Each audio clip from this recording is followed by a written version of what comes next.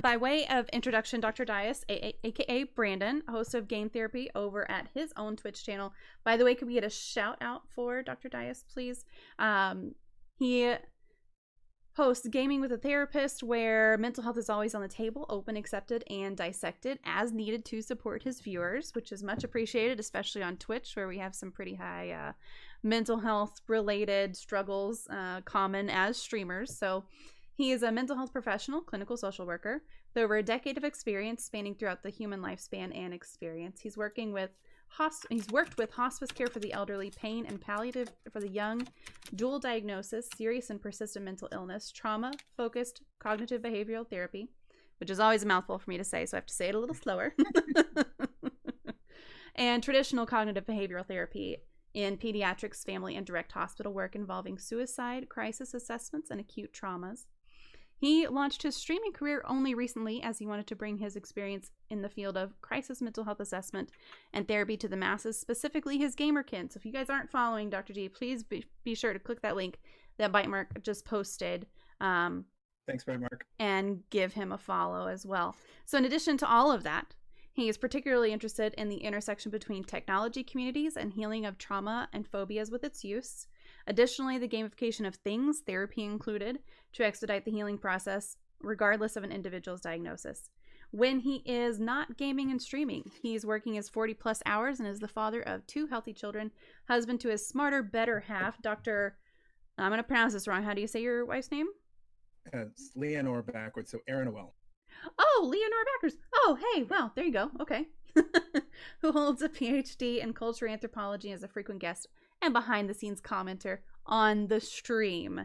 So definitely huge warm welcome. We appreciate you being here. Philip McCracken, no worries. Riku, absolutely. Thank you so much for being here. I appreciate the lurk. So you let me know that you've been gaming since a young age and that you started gaming on Nintendo. So could you start off by telling us kind of what your progression in gaming has been and what you mainly play now? So progression in gaming, let's see.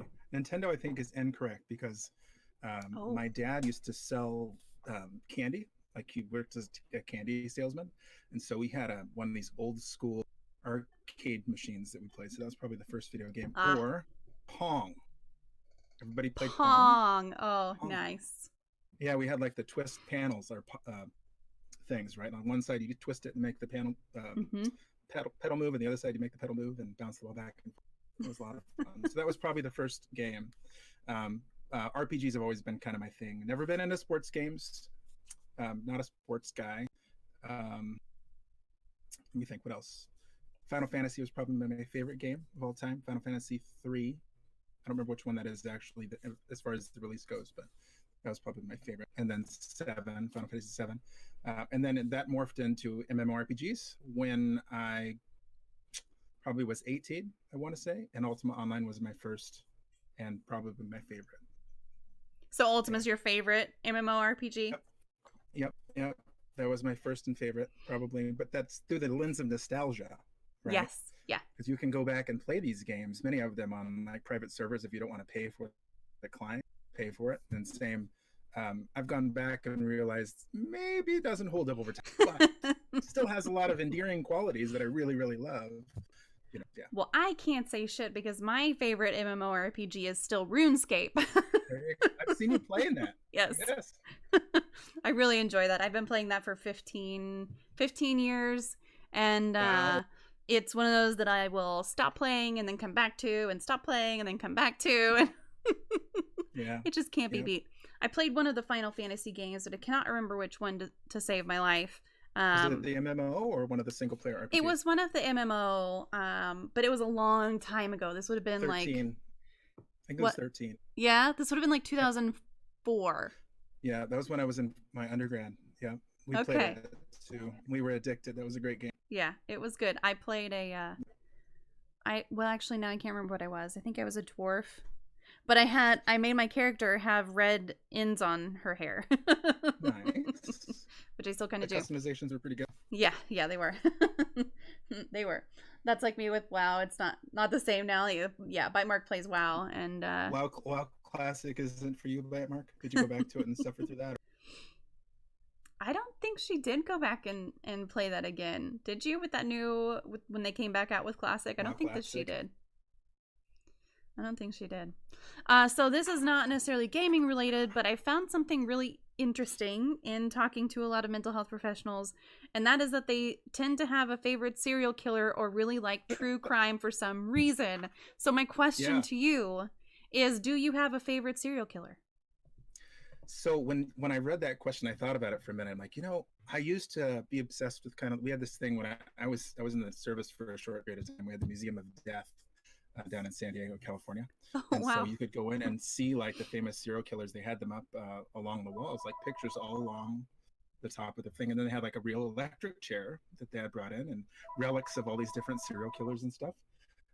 Anyway, fascinating. One sec. Nope, no problem.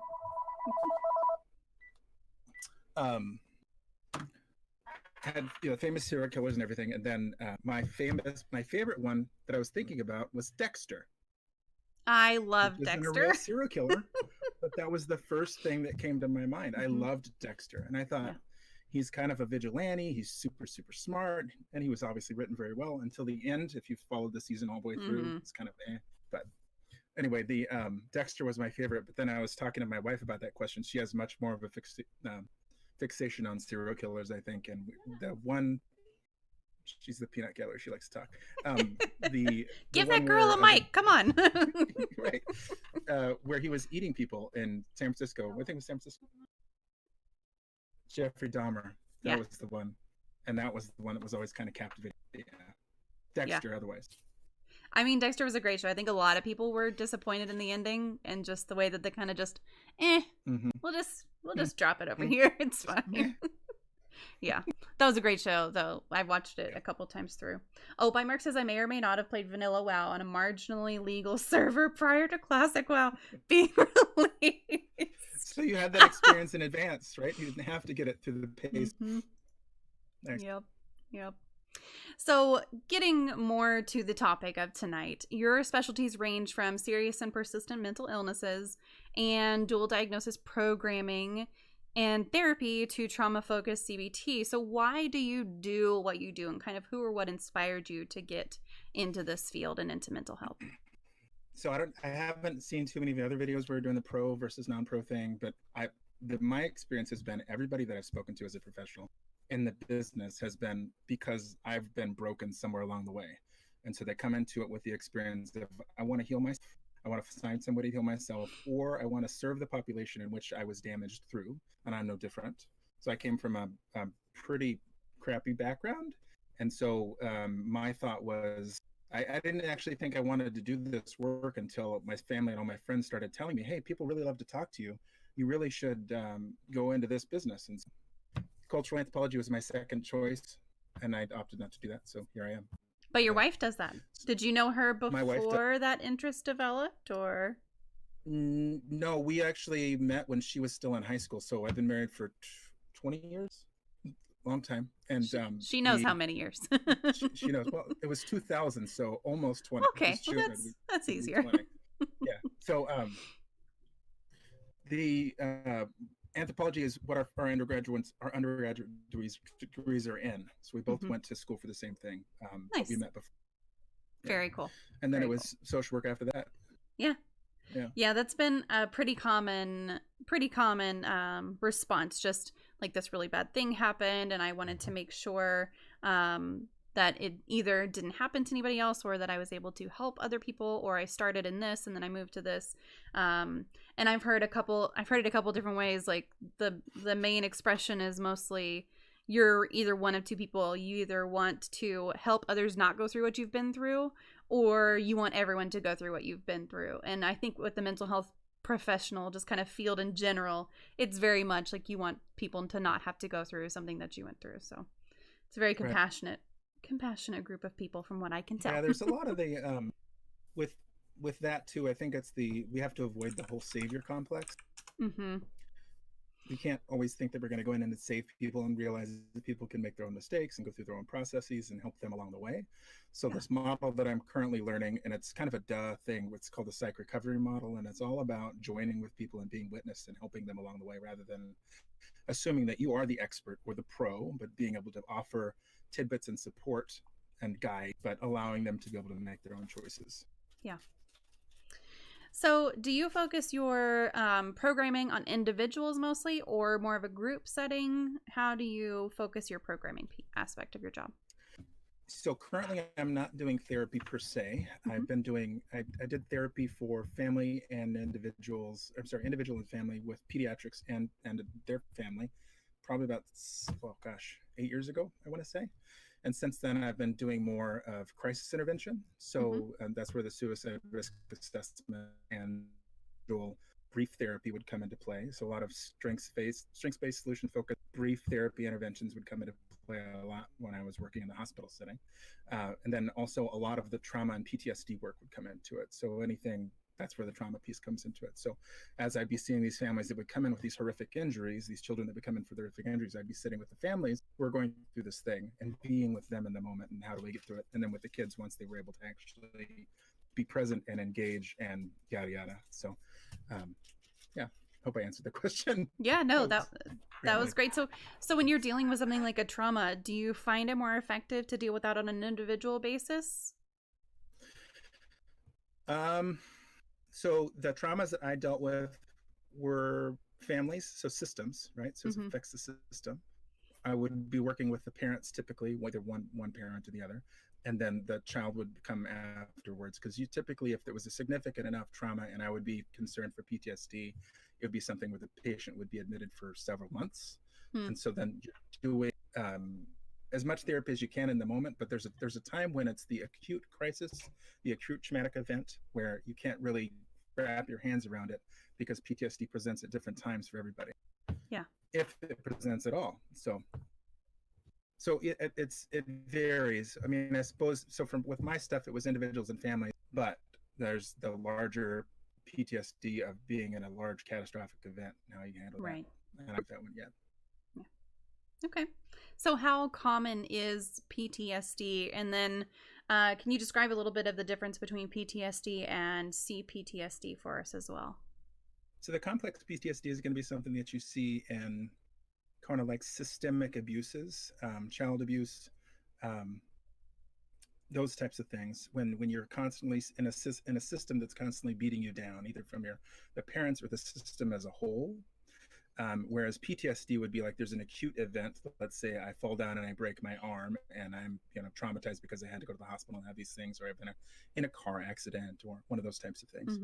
But a complex PTSD is going to be a longer term process for treatment, whereas a more short-term acute trauma, if it develops into PTSD, is going to be something that's not as hard to wear out. For some reason, the image of sanding a wooden table where there's a large scratch mark, and if it's for a complex PTSD, it's a large gouge. There's a huge gouge in the wood, or there's a chip in the brick, and you have to find a way to fill it or sand it or mold that shape it into the shape that you want it to be, or the person wants it to. So it's different for each thing, different types of treatment for each one. Yeah, that's similar. That's perfectly fair. Thank you so much, Frost, for that raid. I appreciate you. Welcome. Could I get a shout out for Frost? Also, and then Philip McCracken has a question already. So, what is your opinion on marijuana assistance with PTSD? Oh, and I'm not for it. Totally. I'm not sure where you're from, so yeah, it's unfortunately not legal where I'm from. I'm from Minnesota, and it's not legal just yet. Texas, but I think within the next 4 or 5 years, I'd anticipate. I think the governor is really pushing. And my personal stance is, oh yeah, bring it on. Totally awesome. I think it's great for PTSD. I think there's a fine line where we have to walk to, depending on like avoidance, like too much avoidance and not confronting things. So overuse of the thing could make it hard. So I think it's a good thing, just like CBD can be useful. I've been listening to a book, I've been reading it, but it's called basically like the use of psychotics like acid, LSD, shrooms, those types of things, and expanding the consciousness and working with alcoholics and PTSD and all these types of things. It's really interesting work, and I would be for that too. It's been expanded a lot too. I heard like Johns Hopkins was getting into it and bringing that more out. You said it was a book that you're reading? I'm sorry, I'm looking for a pen because I want to write it down. trying to figure out which one it was. Honestly, hold on just a second. My Oh wait. my phone just reset on me today, so I lost my audiobook. Oh and now I'm gonna no! have to figure it out. I know, Oh, right? that's a bummer. Okay, I have a pen. Whenever Such you a good remember book. it. All right, I'll figure it out. Keep them coming. I'm gonna look it up Okay. because I have it on my Amazon account. I'm It's sure. all good. So you mentioned CBD, and that is something that's legal. Yep. I think it's legal everywhere. Is there a significant difference between the effects of CBD versus THC on PTSD in particular? There's a lot of letters there, but Ooh, that's a good question. I'm not an expert by any means on That's that, fine. so I couldn't say. But I know that there's different types of CBD and THC oils that can have different effects on you. Yeah. That's about as much as I can say. Yeah. Well, I know CBD can be used to treat like anxiety and that kind of thing, and my husband's used it with pretty good success. Also, just through we have some we got them at, I can't remember if this is a Sunflower shop or GNC or some vitamin shop where he got these CBD pills and he will take them, or he has like a CBD vape that he uses, and it pretty significantly just like brings down his anxiety. Now his anxiety is not from a trauma, so it's not quite the same as we're talking about here, but it's interesting to see, you know, kind of the potential really benefits for some of those things if the government would get off its ass. Totally. GNC has them. Yes, absolutely. Yeah. Hey, Clevitz. Okay, CBD stands for cannabidiol. Yes, it is the second most prevalent active ingredient of cannabis marijuana. While CBD is a component of marijuana, one of hundreds, by itself it does not cause a high. Yes, so CBD is like the non what are they? There's a word for the high part. I can't remember what it is. But that's okay. Yes, that is what it is. Not the non-stoner part, or the non-stoner part. Yes, The non-stoner book. Oh man, I had another. So you mentioned the kind of psychedelics. Have you seen Hamilton's Pharmacopoeia? I have not. It is on Hulu. It is an entire kind of docu-series on Hulu by Viceland. So I mean, take it a little bit with a grain of salt because it's on Viceland, but it's really interesting, and we've watched about half of it, and it's actually really interesting. Every episode focuses on a different psychedelic. So if you are reading a book about psychedelics, I thought you might enjoy that. It's wonderful. Thank you so much for that follow. I appreciate it. Cool. Yes. Yeah. Hamilton's Pharmacopoeia. It is a great show thus far. I can't say anything for all of it, but the dude's a little weird, but it's a great show. I'm bugged because I don't remember the name of this book, and I'm gonna have to dig for it. It's okay. You'll find it. You'll find it eventually. It'll be one of those things you'll remember to like 2:00 in the morning. And so what are some of the most common causes of PTSD, and then what are some of the most common causes of CPTSD? You've mentioned a couple already, but can you kind of just summarize that for us? So the PTSD that I was most familiar with would be related to a significant automobile accident or significant accident of some sort where you've had a life-altering experience. The one that's most significant for me was where a kid had jumped into a lake and broken his back. Young, virile, super. He was athletic, and it was just really sad. He went into it thinking, I'm going to be okay. It was I remember everything, the imagery, the smells. It's all just. I have a little bit of PTSD from doing the work. Wow. Yeah. But the experience he had was, I'm going to be okay, and then he comes at, all of a sudden I can't move any of my appendages. I'm totally crippled. There was hope that his spine would eventually recover, but that was just one example of one of the things. But he had clear PTSD. I would imagine he would have clear PTSD because, again, I met everything on the front end, and PTSD develops as time goes on. So you don't always see where people are going to be. I worked a lot with child abuse and neglect. So both in the individual therapy setting. So I worked with TFCBT doing that. So I got to see a lot of abuse where, children would see like significant domestic violence within the home, and they would have to come and talk about it. So TFCBT is a narrative-based therapeutic model where they would have to come in and basically tell the story repeatedly over and over and over again through the written word, and then they come out and they read it. So that was pretty powerful experience too. So again, those are probably the biggest ones. So significant acute trauma and or domestic violence, child abuse and neglect. So that was a complex trauma or the acute trauma. Yeah. Either way, hard to work with in kids for sure. Could be, yeah. Phil McCracken says there's a girl I know who recently got PTSD from a car wreck. Yeah. Well, so PTSD, it's not just like it actually changes some of the pathways in your brain, right? It's one of those things that has a very physical effect on people.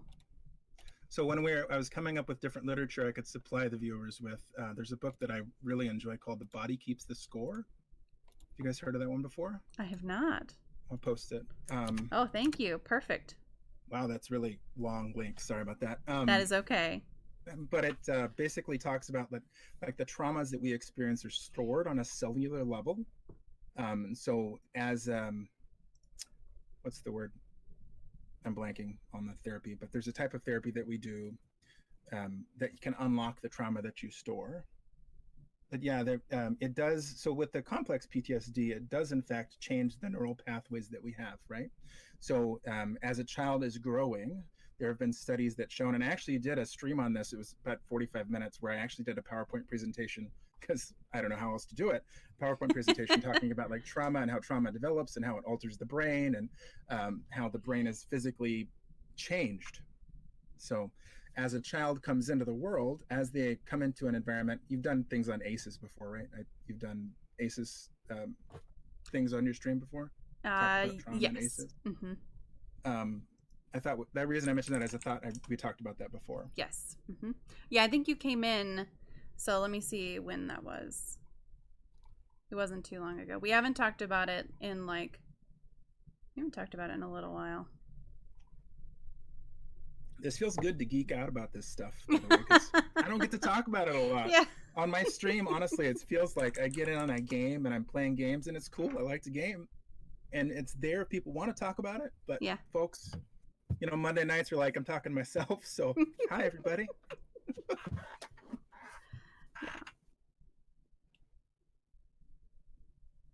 Yeah, I don't see where. So I know we've talked about childhood experiences, but I can't find. Yes, we have, Rogue.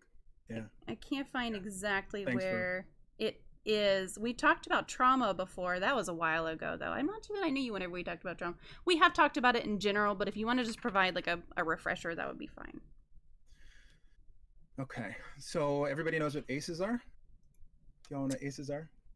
Probably everyone. Adverse childhood experiences, right? Okay, so that was a study, Kaiser Permanente, I don't remember, 16,000 or something people they did longitudinally where they were researching how certain traumatic events would affect people over time, right? So with that, they began to extrapolate that those people that experienced an adverse childhood experience would be more likely to engage in high-risk behaviors or possibly have an earlier death. Mm-hmm. That's what ACEs essentially are.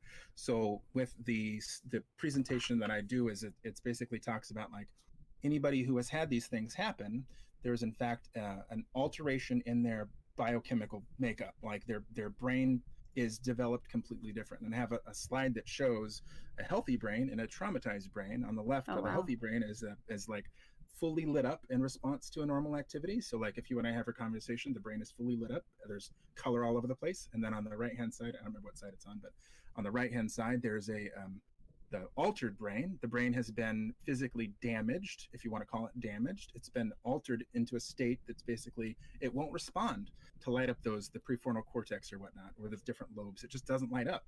So somebody who has had a significant trauma, possibly your friend who's been in a car accident, would be more likely to not respond to a situation appropriately, how one who has not had these experiences happen.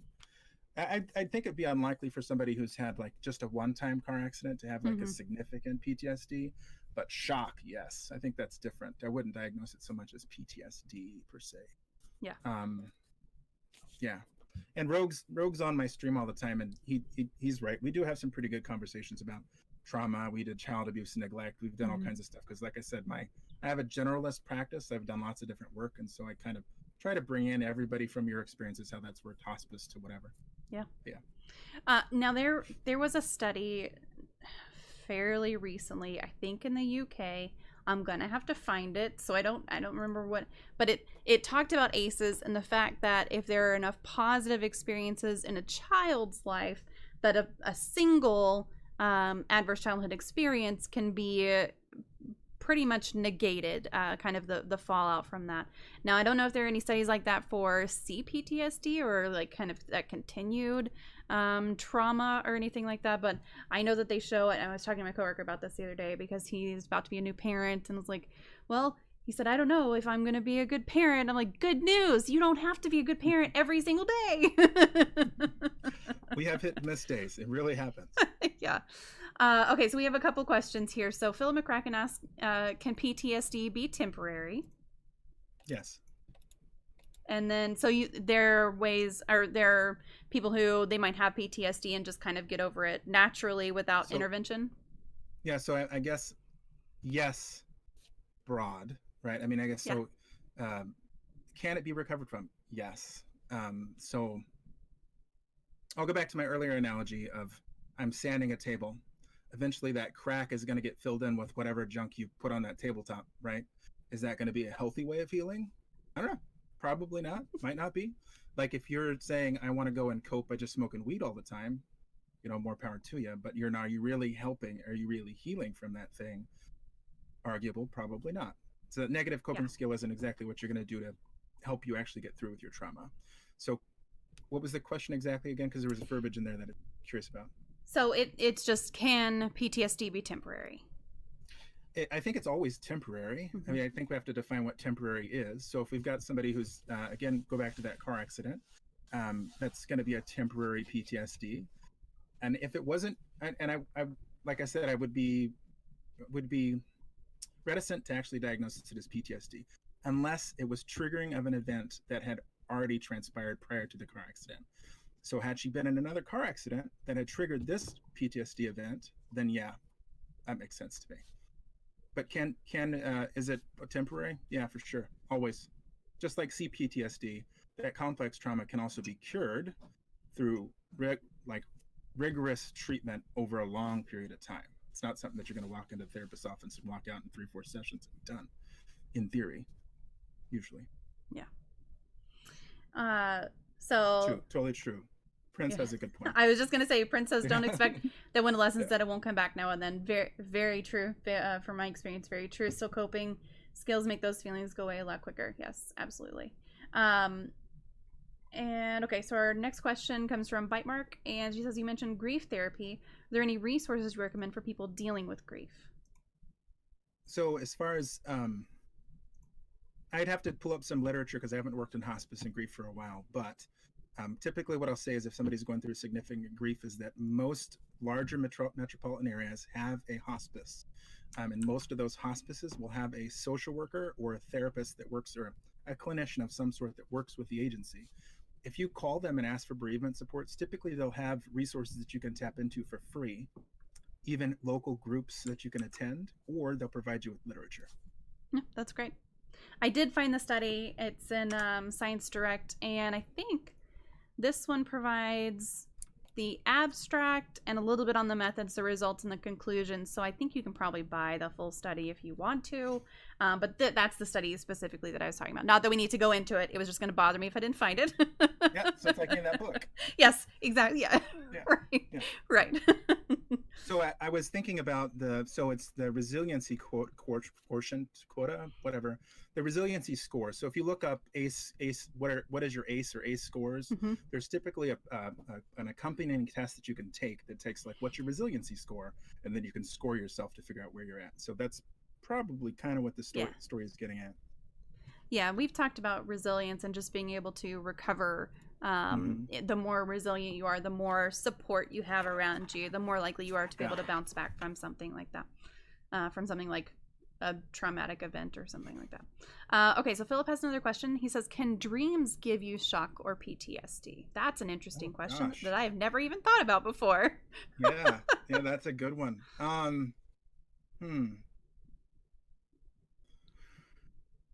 I don't know if it would be defined as PTSD. Could it be shock? Yeah, for sure. I mean, like, I have this reoccurring dream that I haven't had in a long time where I was little when I had it, started having it, and I was swimming in a canal, or my family, we drove up to this canal, and I'm from California. We drove up this canal, and my family all started swimming, and I'm sitting in the car and I'm watching them, and then they all get sucked into this giant blender at the end of the canal, and I'm watching them all die, and I'm like, ah! But I remember that was the dream that stuck with me. It's terrifying, right? But those dreams, they stick with you, and you always wonder, like, well, what does this dream mean? Why am I having this dream? Is it something, you wake up and you want to hug your loved ones after something like that, right? So can it cause shock? Sure. Yeah, for sure. Can it cause PTSD? I don't know. Again, I would have to go back to, is it a reoccurring dream? And is that, like, is it a dream that you're constantly having about the loss of your child or the loss of something? And then, yeah, I'd say that could probably be defined as PTSD. Like, is it a traumatic event? Not real life, but would you diagnose it as PTSD? Maybe not. Would you treat it similarly too? Sure. Yeah. I have a recurring dream where my family is assassins trying to kill me. That's awesome. Although I think maybe it's true. So Philip is clarifying here. I had a dream a while back where I jumped from a cliffside, and to this day I'm a little more terrified of rock jumping at my local lake. Bite mark's my sister, by the way, so she's definitely trying to kill me. And how did you find this out? Yeah. So he's had this dream that he's jumping off of a cliffside, and now he's more terrified of rock jumping at his local lake. That is so you think that you think that fear is specifically from that dream, Philip? You think that that's where that's coming from? Or did something else happen as well, just out of curiosity? Oops. Okay.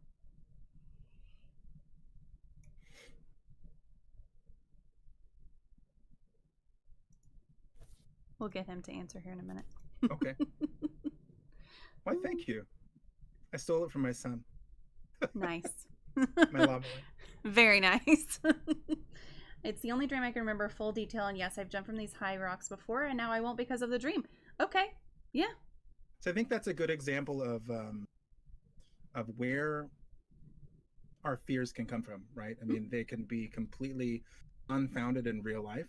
Maybe there was a little part of your brain that was like, there's too much risk involved in this thing, and then you get fed this dream when you go to sleep, and then now it affects your real behavior.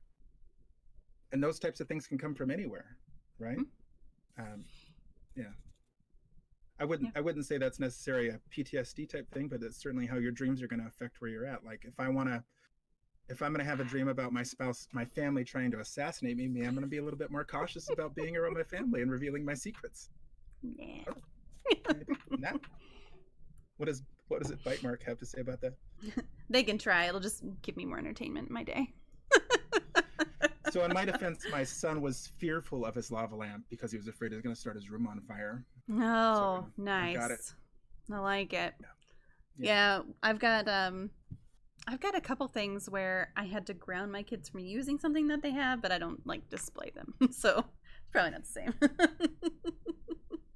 Yeah. Frost says I have 2 of them. Nice. Important to note that if we were assassins trying to kill you, we're really bad at it. Yes, you've been failing for so long. So long.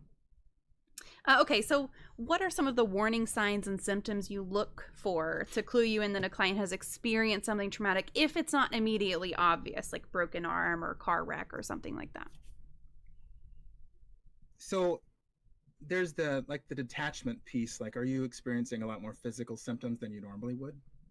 So are you experiencing like headaches, agitation, kind of dizziness? Are you experiencing stomach aches? Are you experiencing the physical stuff, right? As you're having palpitations over something trivial that wouldn't be a big deal to you. So let's say you had a car accident and you go in and you try to touch that door handle, and as soon as you get close to the car to touch the door handle, your heart starts racing. That would tell me you're probably having some kind of fear or PTSD response from having that automobile accident, if there was an automobile accident. But if you came to me and if you're a friend of mine and you come to me and you start saying, I can't go for a walk down the street anymore. Every time I go down the street, I feel like I'm going to faint, or I'm super dizzy, or I have a stomach ache, and I don't know what's going on. And then we start talking, and you tell me, yeah, I've been watching the evening news all the time, and there's a series of muggings in my area. It's a logical response to something that could potentially happen. So your body is alerting you to this thing. So yeah, there's lots of things. Irritability, maybe you're not sleeping enough, you're sleeping too much. I mean, the typical, just anything outside of your norm, what it would be for you, however that looks. Okay. Yeah. Is it difficult to diagnose something off the bat as trauma-related versus just general anxiety or depression? And do you treat something that's caused by trauma fundamentally differently from another diagnosis? And I guess also how often is PTSD or C-PTSD kind of a comorbid diagnosis? Throw that one in there. Yeah, how often, I'm not sure. That's a tough one. I don't know the stats on that, so I can't speak to that. That's fine. Sure, I would imagine it's pretty significant. I mean, like substance abuse and dual diagnosis, right? The serious and persistent mental illness and substance uses, there's a high correlation between people that are using substances too much and being detrimental to their lives and serious and persistent mental illness because of significant trauma event in their history. So I would say that somebody who's experiencing some kind of significant depression or mental illness likely has also a traumatic event. I mean, I'm extrapolating, but I would assume so. Yeah. That was the latter portion of your question. What was the beginning one again? So the beginning was, is it difficult to diagnose something off the bat as trauma versus, or trauma related versus just general anxiety or specifically depression or a different diagnosis if it's not an obvious like they had a car crash kind of thing. So if I'm actually doing like a full diagnosis of somebody, then I would be doing a background kind of evaluation diagnostic assessment to figure that stuff out. So I would know, has there been anything significant in your history that would denote this thing? Please don't play the didgeridoo at me right now. No, please do. No. Get it. Break up the serious stuff. I'm so sorry. The joys of having family while you're streaming. He's literally holding a didgeridoo over my computer right now and playing it. Oh, God. Okay. Tell him one more time, please. They said one more time, please. How do I add a quote again? I'm not telling you how to add a quote. Oh, God, you're going to get it again. He's doing it? It's party time. We need some lights.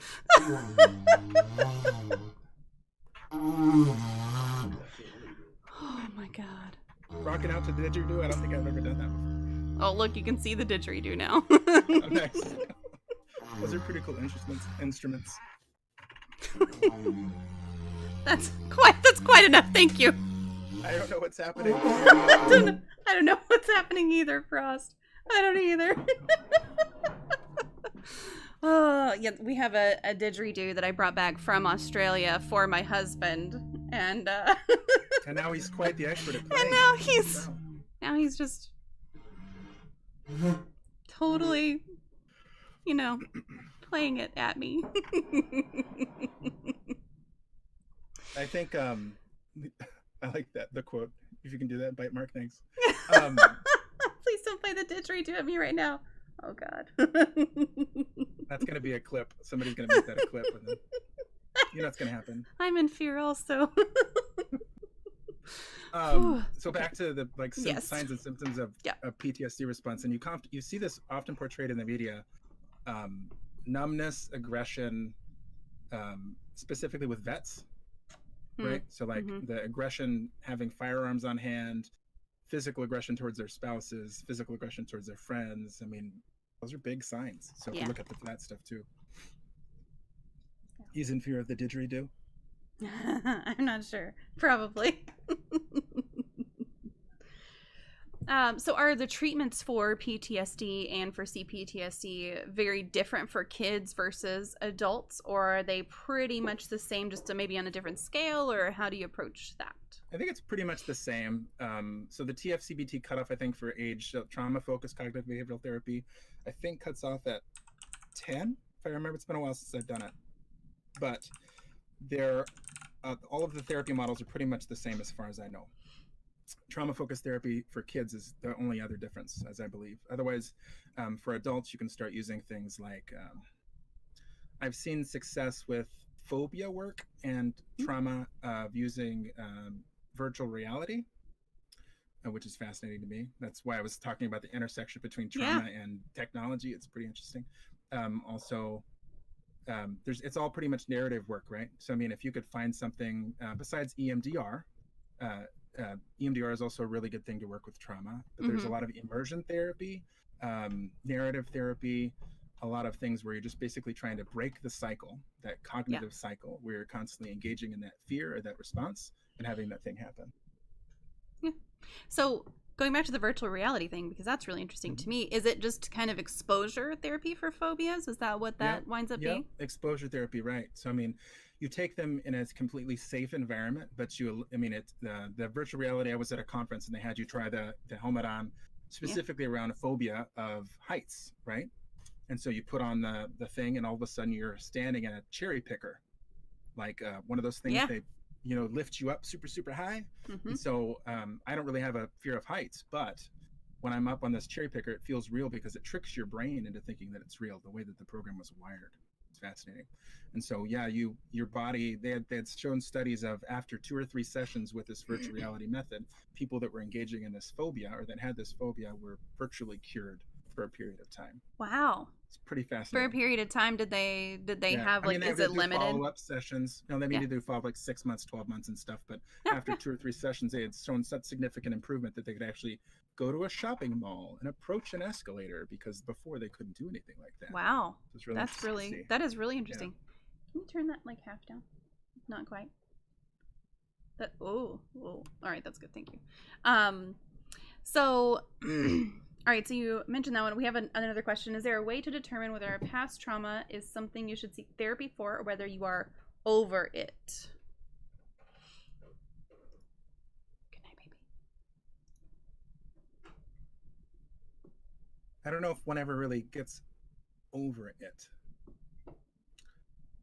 So if you're asking that question, then that tells me there might be something that's triggering a response for you. So therefore, it wouldn't hurt just to go in and see a therapist. If you experienced something that happened to you, say when you were 10 and you're in your 40s, and you're starting to have maybe, you've never had a long-term relationship before and you're not exactly sure why, it might be time to go see a therapist about that stuff. But I don't think there's ever really an over it thing. It's like we often hear parents will say, they were really young when this thing happened. They're not going to remember anything. But, as the body keeps the score, that type of literature will tell you is that stuff is stored in your body. Are you ever going to truly let it go? And are you just filling in the gaps? Like back to my analogy of, the gap, the gash in the table. Are you ever really healing that process? Or are you just coating it over with a suit of lacquer and moving on? I don't know. Yeah. It's a tough one. Yeah. Yeah, I mean, I think if you're questioning, the best thing you could do is just go talk to somebody. And that way, Sorry, Bed. Was in the wrong channel looking for the interview. Well, you're here now. That is okay. You're here now. Welcome, welcome. Get out of captioning the captions, input from your pros, and put on the other side. So I've actually been looking for something that's able to do that. If you guys do know of something that's able to pull captions from Discord or Zoom specifically, those are the 2 things that I use. However, that kind of gets into like some sticky legal realm, because then you are recording, even though this is a recording already. It could be construed as recording without permission, if that makes sense. I don't know if that would apply though, since it's already a recording. I don't know. If you find something that will let me do that, I would love to. I have been looking for something that will let me do that. It's out there on the internet. I would just assume it's recorded and posted all over the place. Yes. Yeah. Most definitely. Okay. We should ask Alex. He might know. That's true. Okay. So, you mentioned EMDR also, and I had a question about that on Twitter today from somebody who didn't have a really specific question, just said, how does EMDR work? And so I linked him to a website to kind of explain it to him. And I know that it's based on, you kind of close your eyes and you're tracking movement very specifically, and then you bring something to your mind that is related to what you're trying to work on. And it's kind of like mindfulness. But can you explain to us a little bit better how EMDR works and what it does? That's the website that I sent him to. Good to know. Quick Google. Yeah.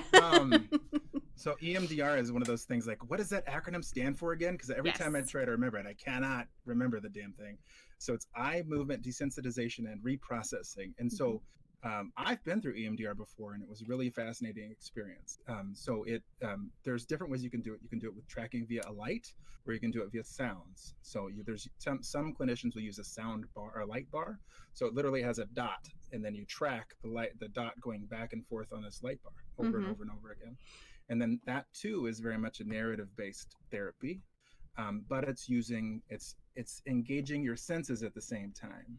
So as you're tracking that light bar, or you're listening one ear or the other, right, and you have these sensors in your hand, that allows you to basically talk about the sensations that you're having as you're revealing that trauma that you went through. So let's say that you were significantly abused as a child.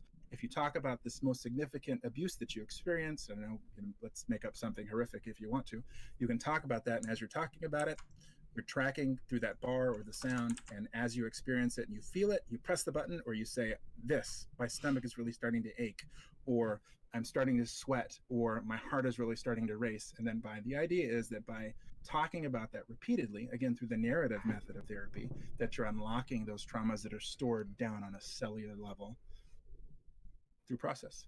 Yeah. That's really cool to me. I've never done that before. I've never, gone through any of that or known anybody who has. So it's really interesting to hear. Oh, cat. Your cat is amazing. He's fantastic. He's a wonderful cat, but he likes to stand on my keyboard, which is not okay. So I've seen his tail summon the screen a couple times. I try to make room for him over here on the side, but then he doesn't like the room. So yes, he is fluff butt. But I'm glad that you linked the same website that I did for the person on Twitter, and hopefully that's helpful to them. They didn't ask me any other questions, so that's a good one. Yeah. And I have to say that I appreciate how prolific you are with your posting of mental health resources on Twitter all the time. I don't know how you have the time. It's fantastic. So good job. I will tell you my secret for how I do it all the time. I set them all up on TweetDeck for the day, and then they just post once an hour for the whole day. So it takes a little bit of time to set them up. Cat, I swear. It takes a little bit of time to set them up on TweetDeck every day, or sometimes I'll set up 2 days, or on a Saturday I might set it up for Saturday and Sunday or whatever. But that is how I get it all on there, and then it's just a matter of keeping up with the replies and stuff. So nice. It makes for some good conversations, and it helps me stay on kind of topic for the day. Yeah. So, so our next question comes from Bite Mark. She says, any tips or tricks? Oh, tips or tricks for learning to trust a therapist enough to actually open up? Like, I know my therapist is there to help and not judge and all that jazz logically, but I still have trouble making the talking happen. That's a good question.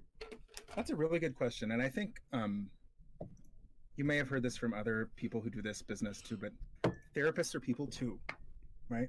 Yeah. So if you walk into somebody's office and you don't like the feeling of the place, and you don't like the way the person is looking at you, or you don't like the way that they're speaking to you, give it a session, give it 2 sessions. But if you don't like it, don't stay. That's it. It's that easy. There are plenty of clinicians out there, hopefully for you, that you can go to another location. Tips and tricks, trust your gut. Because that's my number 1 tip. If you walk into a therapist's office and you feel like you don't like them, don't stay. Go somewhere else. Therapists, I love that the idea is that we don't judge, but I don't think that's true. Honestly, I don't, because we have to judge. We have to be able to categorize and label and put things how they are in order to provide the adequate service. So anytime a therapist is doing treatment with you, they have to be able to say that XYZ is happening to justify their seeing you to an insurance company. So if I can't justify why you're seeing me, which means I am judging and labeling the behaviors and the symptoms that I'm seeing, then I'm not going to be able to provide service to you.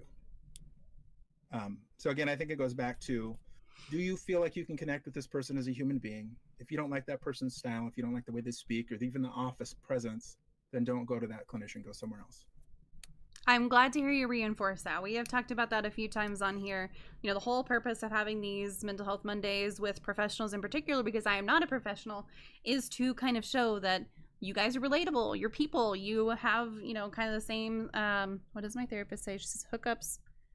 Hookups, hangups, and hangups. Yeah. Yeah, there's another H in there somewhere. And that everybody has them, and that most people are no different. But y'all, seriously, don't be afraid to fire your therapist. Like, get somebody that you like. I've had to fire a therapist before, and it was one of the best things that I ever did, because now I love mine. How empowering is that for you? Yeah, right. Well, and she just, she was a great person. I think that there's a definite set of people that she would be great working with. It just wasn't me, and I'm really glad that I did, because now my therapist is just, we click, so it's good. I think one other thing to take away from the therapist is that not only do you have to connect with that person, but I just totally lost my train of thought, so never mind, disregard. It's okay. It's all right. Sorry. But yeah, if you have trouble, go ahead. I was just gonna say, I have trouble talking about my stuff to people I already know and trust, to be fair. Yeah.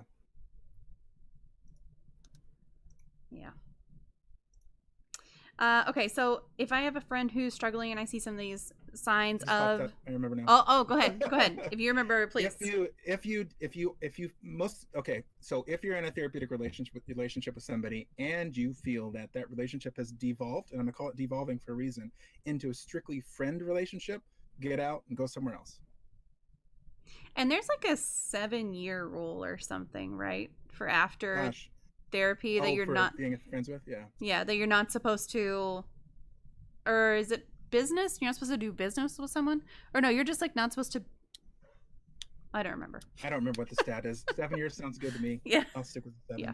I mean, I am reluctant to. I've had people that I've done therapy with come and try to like friend me on LinkedIn or whatever it is, connect with me on LinkedIn or Facebook, and I'm like, it's been 10 years, but I still don't want you on my social networks. Yeah. Because we as clinicians have to have very strict boundaries because our licenses are potentially at risk. So. Yeah, the only reason I even know that that's a rule is because I do my nails every week. Right now, all my glitter is falling off, but they were these really nice glitter nails. And every week when I go in, like the first thing that we talk about is what I did with my nails. And she's like, if you weren't a client, I would say you should do my nails. But do you do your own nails then? Yeah, I do. I do them every Sunday. Actually, right here. So I have that's my nail polish all back there. Oh, wow, yeah. And then I have you can't see it, but up here on the wall, I have a wall of nail polish too. And nice. I just got a whole bunch of glitter in, which is why I did the glitter nails. You'd have a stream of just you doing your nails. I actually made a TikTok video of me doing my nails this weekend. So it was my first TikTok video. And it would be literally watching paint dry if I did it on Twitch or something. So that wouldn't be great. Half of it is just watching. Half of it is just waiting for it to dry. Okay, so our next question is just, if I have a friend who's struggling with trauma or PTSD, potential PTSD, see some of these signs in them, how do I encourage them to seek help? Like, is there a way not to encourage them to seek help, specifically if they have PTSD? Is there a good way in general just to encourage someone to seek help? Is there a good way? And it obviously depends on the variables within the relationship. So how good of a relationship do you have with this person? How frank can you be? So if Bite Mark came to you and said, I think you need to see a therapist because you're turning into a complete hoser bitch, then, that's what we need to address, right? But because the trauma that you've experienced, and I remember you got into this car accident and maybe you're divorced and blah, blah, blah, blah, and poof, it's all out there. But if it's just like buddy who doesn't really know you, you have to be really tactful with your words, because a lot of times when you're telling somebody that they need to see a therapist, they get defensive. Yeah. Right?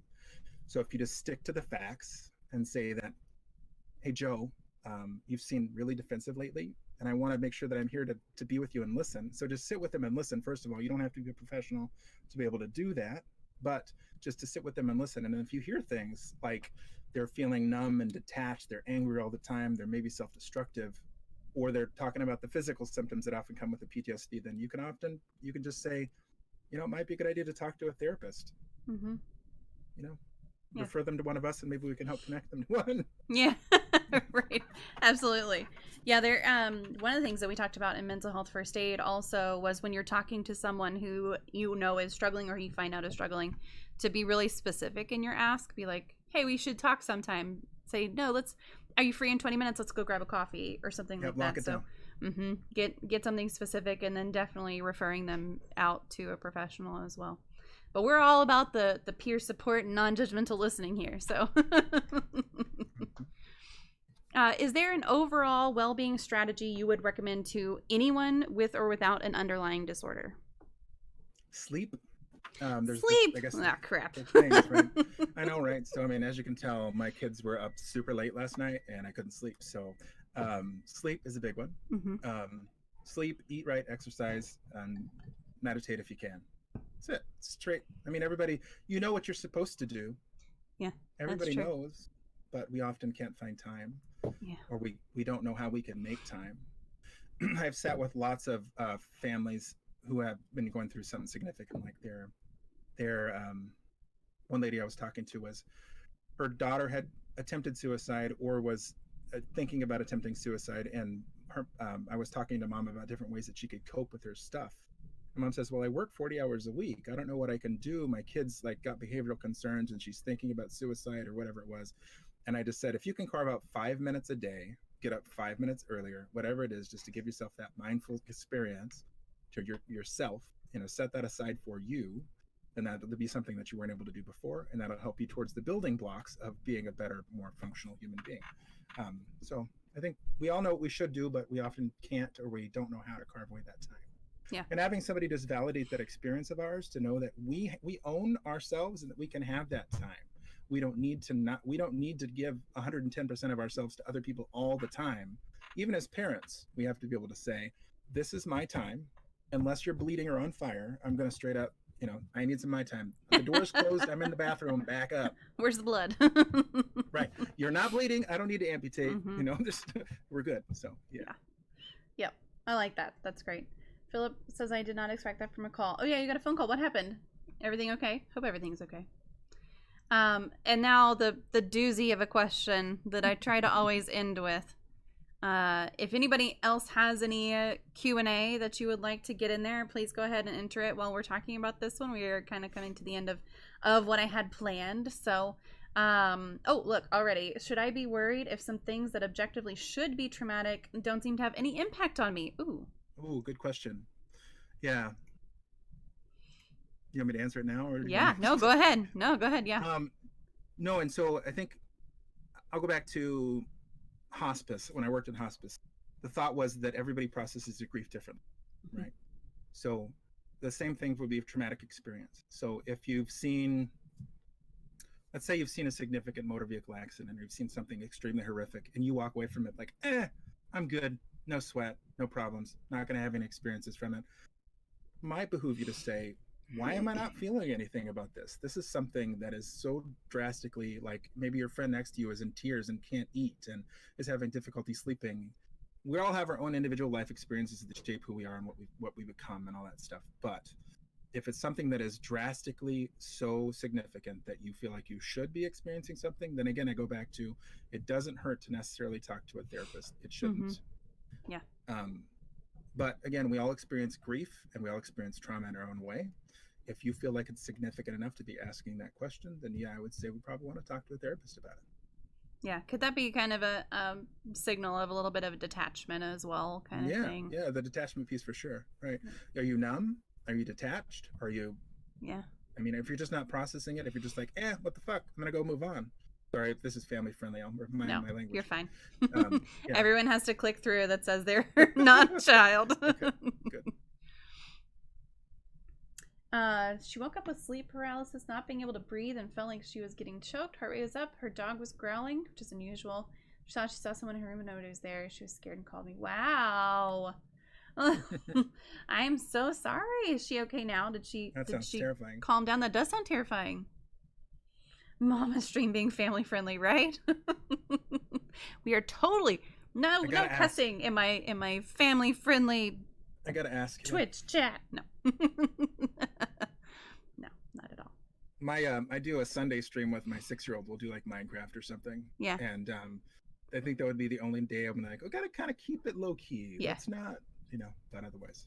Yeah, I have a friend who, when he streams with his kid, like, I have to pay attention when I go into his chat to make sure his kid is not playing with him. Usually it's only when he's playing Apex, though. So, because otherwise it's like all bets are off. Yep.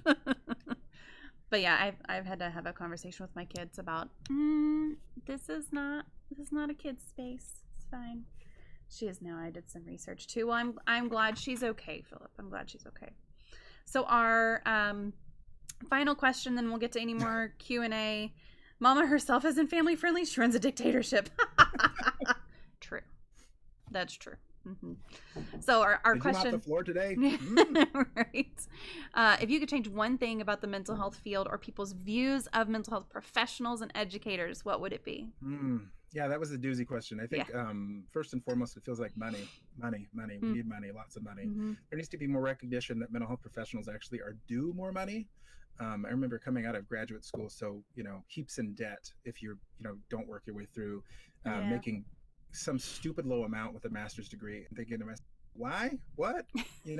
Like I just went through all this school and I have all this experience because you again, I think your previous guest who we did this actual pro thing with, he was talking about internships as being slave labor. Josue. He was talking about that. It is slave labor. We don't get paid as social workers anyway. For psychologists, you do get paid. Well, it depends on the clinical that you do, but it does feel like your pay is so low. So again, we would start at the governmental level. Let's have recognition that mental illness is a thing. Let's offer benefits for it that treat it. I've seen too many insurance companies that don't supply therapy for mental illness and couples and family therapy. I worked for a community nonprofit organization where the insurance did not provide therapeutic intervention for families and individuals. Like you had like a very limited number of sessions that you could have as an individual, but then if you needed family sessions, they wouldn't pay for it. Wow. It just blew my mind. Yeah. I'm like, and we provide family services, and our insurance that we offer our employees won't allow that. That seems wrong. But there's a systemic problem with mental health in the country and arguably the world, but within the United States, where we don't pay enough for our mental health practitioners. There isn't union representation for a lot of the mental health practitioners. There's not enough money, straight up. But there isn't enough recognition that mental health is a type of health too, and that we all have mental health. It's always a thing. It's always there. And then how are we going to be able to take care of ourselves and make it better? So, yeah, I don't know. There's part of me that feels like we need to start education very early on to talk about. I mean, middle school, maybe late grade school, to have it start being taught. There is another study. Also, yes, please, if you are not following Dr. D, please go give him a follow. Frost just gave him another shout out. Thank you, Frost. Please go give him a follow. He's a streamer as well. Just started a few months ago, so fantastic. I would hope you're following if you're here. My own channel. So there is another study that's being done, I think, right now in the UK on middle school education in mental health. I'll have to find that one too because I don't remember what it is. So it's like they started the education at a middle grade level, and then they started the education at a 12th grade level, and kind of some of the results are starting to come out about that, which is really fantastic. I'll find that. And one of the streams that we had recently was talking about gun violence in schools for obvious reasons. To talk about again, we go back to mental health because video games are getting so much blame, and as you talked about in my intro, technology is one of the things that I'm passionate about. Video games and gamification is very important to me. But it feels very unfortunate to me that we're labeling games as being one of the big problems, right? And how are we going to be able to reinforce the need for mental health treatment when mental health education and the use of other has been such a big thing within our society politically, and it's a big thing. Like, you as the other are the most horrible thing, therefore we're going to pit you against you, and kind of that clanning behavior type of stuff. So my argument was much the same for mental health, was that in order to cure gun violence, in a sense, would be to provide more education at an earlier point to kind of intervene with a lot of that same type of mentality of not being able to care for yourself, not being able to care about others because they are the other, so why should we? Sad stuff. Well, and it baffles me. It baffles me when people say that gaming is to blame for all the violence, because it's just people in the US who game that have this problem.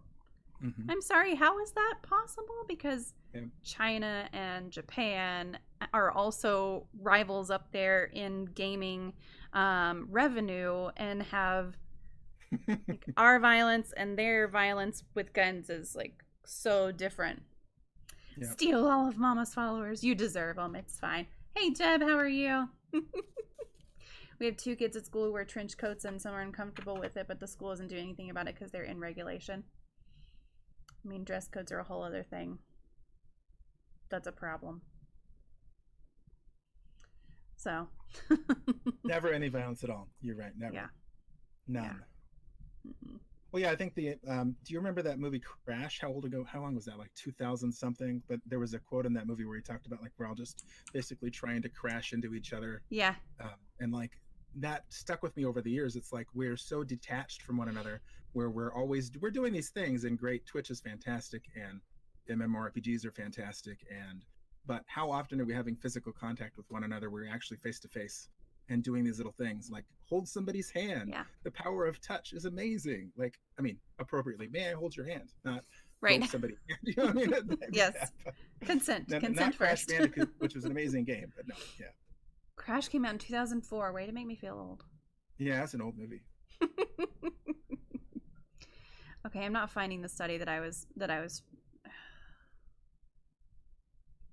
I know it's here somewhere. I'll find it. I'll find it and send it eventually. Like Frost. I learned from a pro I should grope for my mental health. No, absolutely not. So one of the things that we're taught, social workers anyway, is like we always obtain consent. Mm-hmm. In the therapeutic treatment, you always obtain consent. Whose needs are being met by this intervention? What are you doing to serve the client's needs, the patient's needs, by doing this thing? If I'm going to go and stroke Frost's back when she's weeping, is that therapeutically indicated? And did I gain consent before I did that thing? Because I want to make sure that it's appropriate to do. A, is it therapeutically indicated? And B, is it appropriate? Is it ethical? And is there going to be any inferred reference by doing this thing? So do what I dare you. Oh, good grief. We just talked about consent earlier. It's a big thing. All right, well, if there are no other community questions, I will close by just giving you the opportunity. If there's anything you want to plug, we've plugged your stream a couple of times. You're welcome to do that again. Anything you're working on, or anything that we didn't cover in our interview that you just want to kind of take the floor about. Now's your time. Because you're playing Dishonored, but still. What a great game. Let me think. So yeah, obviously I always appreciate follows. I always appreciate traffic. So I mean, if you guys want to come over to my stream and watch me play video games, I always say watch me fail at video games because I'm horrible at them. Lately, my fixation almost always is with online RPGs. So I've been playing this game called Shroud of the Avatar, which is free to play. It's fantastic. If you're into community and building, it's a free to play game. It's super awesome. I recommend everybody should try it out. Otherwise, the stream is the intent is much like Mama's. It's Mondays. I try to do a mental health Monday, but oftentimes my work life and family life makes it so I can't find the time. It's super hard. So I'll come on and say, hey, whatever bars, let's talk about whatever you want. And often it devolves into, let's talk about child protection. Let's talk about depression and suicide, because those are my expertise. I've been working in that field for long enough. We can talk about whatever is needed. So the stream, come by the stream anytime. Mental health supports anytime. My focus is just gaming. I want to game. I want to be there to provide support, and this is my therapeutic outing too. This is how I cope. I come on and I play games and I talk to people. So it's good to be able to give back and be able to play with people. Yep, absolutely. We do have another question. So Phil McCracken asks, how has your day been? I heard it's healthy to ask. I love that question. It's super good and tender. No, thank you. Absolutely. But how was my day? It was great. I played hooky today, so I hope none of my coworkers are watching the stream because my kids were up all night, and I'm like, I'm not going to work on 2 hours or 3 hours of sleep. It's not happening. I'm going to stay home and rest. You needed a mental health day. I mean, come on. I need a mental health day. They ought to understand that. Yeah, right. Well, that's telling me. Yeah, tell on him. You're in trouble.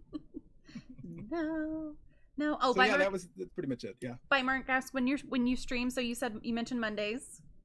Yeah, Monday, Wednesday, Friday typically is what I'll do. But lately, I mean, because usually in the evenings after the kids go to bed, that's what I'll do is I'll play games. So if I'm sitting on my computer, I'll boot up stream just to boot up stream. If my significant other says it's fine because she doesn't want to watch a show or something, then we'll stream and we'll do something. But Monday, Wednesday, Friday are my givens. Sunday, I've been kind of starting having my son do a Minecraft stream with me. We'll play Path of Exile together or something. I love that. Just so we can kind of engage over the computer a little bit. He likes that. So he's 6. Yeah, that's great. I think that's good. Okay, if there are no other questions, chat, give me just a second to disconnect with our guests today, and I will be right back playing a game. I want a child to make them play games with me. That is a horrible reason to have a child. It's a horrible reason. They're a lot of work. Don't do it. It's not worth it. Thank you, guys. It was nice to meet you all. Ben, thank you for that sub. Y'all give me just a second. I will be right back.